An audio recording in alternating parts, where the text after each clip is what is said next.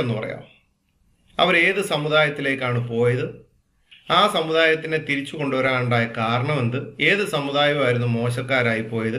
ആ സമുദായത്തിലേക്ക് പോയ പ്രവാചകന്മാർ ആരൊക്കെയാണ്? അവർക്ക് വല്ല കിതാബോ ഏടുകളോ അല്ലെങ്കിൽ വേറെ എന്തെങ്കിലുമൊക്കെ പ്രത്യേക പദവികളോ എന്തെങ്കിലും കൊടുത്തിട്ടുണ്ടെങ്കിൽ അതുകൂടൊന്ന് വ്യക്തമായിട്ട് തെളിവുകളുടെ അടിസ്ഥാനത്തിൽ ഇത് കേൾക്കുന്ന കാണുന്ന ഏതെങ്കിലും ഒരു മുസ്ലിമിന് പറയാൻ പറ്റുമെന്നുണ്ടെങ്കിൽ ഒന്ന് പറയണേ. കാരണം പ്രവാചകന്റെ അധ്യാപനം എന്ന് പറയുന്നത് ലോകത്ത് ഇതുപോലൊരു അധ്യാപകൻ വേറെ ഇല്ല എന്നാണ് മുസ്ലിങ്ങൾ പറയുന്നത്. ഇസ്ലാമിക ചരിത്രം എന്ന് പറഞ്ഞു കഴിഞ്ഞാൽ അത് വളരെ പ്രാധാന്യമുള്ള, വരും കാലങ്ങളിൽ എല്ലാവർക്കും പ്രയോജനമുള്ള ചരിത്രം എന്ന് പറയുന്നത്. പ്രത്യേകിച്ച് ഖുറാന്റെ കാര്യം പറയുകയും വേണ്ട.